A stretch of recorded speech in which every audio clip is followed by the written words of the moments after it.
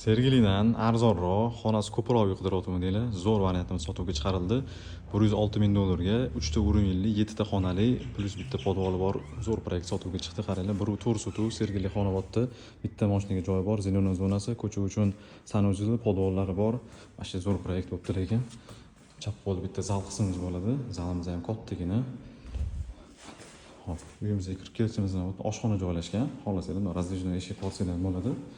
Uyimizni kecha workadan chiqdi mana.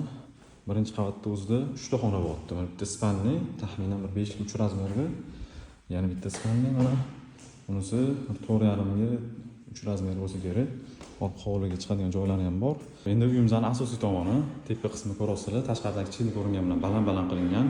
Uyimizga mansardli bo'lgan bilan qalin 10 sm pena sepilgan ekan. Eng yaxshisini septirgan ekanlar. Mana qish ko'rdi bu. Hech qanaqa bir aybi chiqmadi, top-toza turibdi.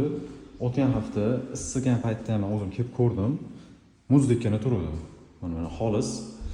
Biz klientlarni bunaqa aldamaymiz. Agar kamchilik bo'lganda men aytib ketardim. Zo'r turibdi, muzdekgina hozir ham. Lekin o'tgan hafta bundan ham issiq edi. O'zingizlar ham kelib bemalol tekshirib olsangiz bo'ladi. Qurilishning rasmiy videolari bo'ladi. Juda ham zo'r proyekt, 106,000 ga menimcha Xonobodda hali bunaqa proyekt chiqmadi. Kimga ko'p kattaroq xonalik kerak bo'lsa-da.